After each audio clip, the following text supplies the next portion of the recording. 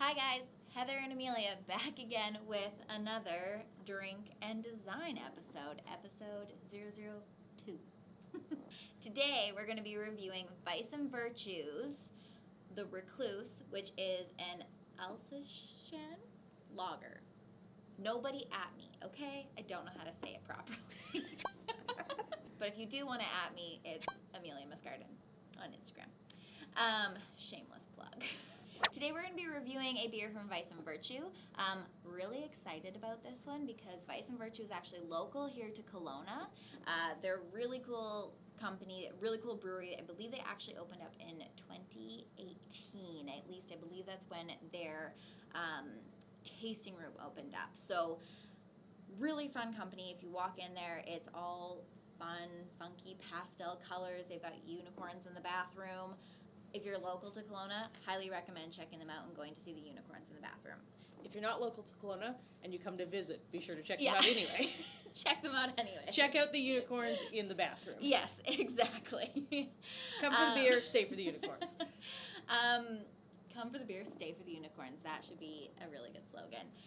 Speaking of beer, I think we should crack this open first, and we're going to talk to you guys a little bit about how it tastes.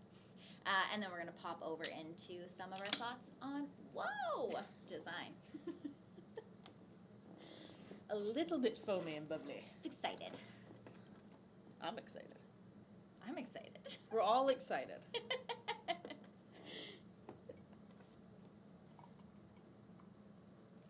Ta-da. Cheers, Heather. Cheers. Cheers to beer. Before we jump into the design, we want to talk about a little bit about the drink itself. I would definitely say, I hope you guys can see this and the colors coming across, but I would say this is a golden beer. Yeah, I said it was verging even slightly on amber. It depends on the lighting a bit, but it's definitely a warm colored, warm tone. It's not super dark, but it's definitely sort of on that warmer side of the spectrum. Absolutely. And then as you're sipping it, we made a couple tasting notes, and full disclosure, I did look to see what Vice and Virtue also had to say about the beer. I'm going to read it to you guys because I did make notes so I could get it right. So for me, I would say that this is a very balanced palate. And then in terms of flavor, it's a little bit malty, it's a little bit sweet, it has some spice in there as well as a little bit of floral. And then they mentioned that it has an undercurrent of citrus and fruit, which when you sip it, I would agree. Would you? I would, yes. When I first tried it, I picked up some of that smoky, malty flavor. It's very smooth when you drink it. And maybe just like a hint of malt, or not malt, but hops in the finish along with the fruitiness. But overall, very smooth from start to finish. It's really quite refreshing. It's a good lager. It's a really good lager. And then I also like to, as we know, associate a vibe with a beer. So if I were to close my eyes and sip this, I also wrote it down, but this to me tastes like the beginning of summer. So when you're sitting on like your first brewery patio, sipping this and dreaming about everything that summer has entailed for you.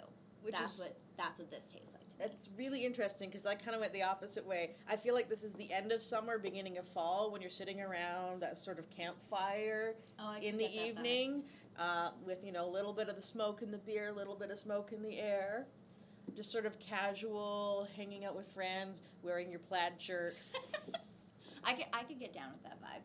Yeah. So, in conclusion, sip this at the beginning of summer or at the end of the summer. Either way, you're golden. Just like the beer. Just like the beer. Before we jump straight into design and packaging, I'm going to toss in a mouthfeel for you guys. To me, this is fizzy. That's what this feels like when I'm sipping it.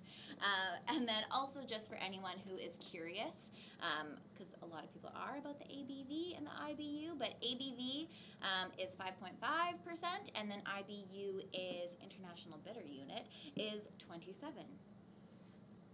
All right, switching gears over into the design portion of our episode. Vice and Virtue, fun fact, they actually work with a local artist. Her name is Hiilite Shell, I believe, if I have that correct. And you can actually find her on Instagram at Weird Dudes. She makes some really cool stuff and puts on t-shirts and hats and cans of beer, obviously. But she's done the creative and the artwork for multiple cans of their beer. This one in particular is obviously the Ogopogo, which again, if you're local to Kelowna, or if you don't know, but you've maybe heard of the Ogopogo myth, really cool that she incorporated it into one of their can designs. But in terms in general, if you're walking into the liquor store and you're looking at the shelf, Vice and Virtue's beers they stick out because it's not something you would normally see on a can of beer. It's not your classic design, although I do really like that they have the name of the beer that's just at the bottom. That's super easy to figure out what it is that you're grabbing. So it's interesting, intriguing. You walk right over to them because they're all different colors and it just looks like a rainbow. And they're adorable. Walk over to. They are adorable. The illustrations, there's one that has little unicorns on it. Yeah. The little Ogopogo, you'll be able to see it better, or you were able to see it better. Insert photo here. He's holding little beer bottles in his tail, and then there's one that's like drinking it.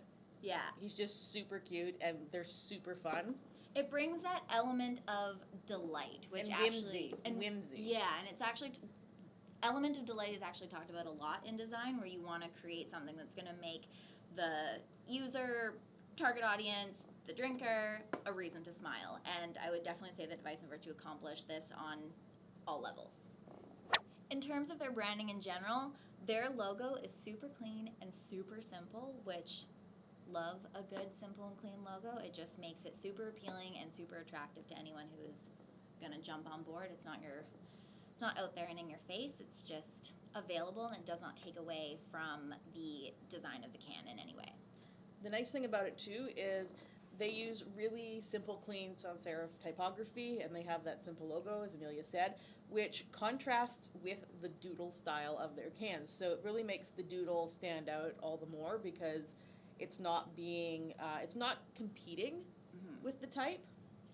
And I'd say in terms of their overall branding aesthetic, the design of their cans with its whimsy and delight really ties into their overall branding. As Emilia said earlier, when you go in there's a lot of pastel. They have unicorns in the bathroom.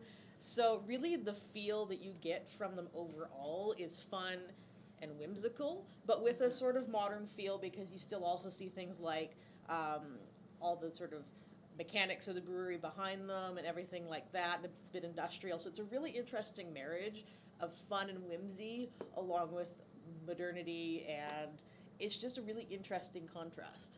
I really like everything that you just said there. Overall, Vice and Virtue will always be in rotation on, I think, either of our bicycle brewery tours that we do in the summer.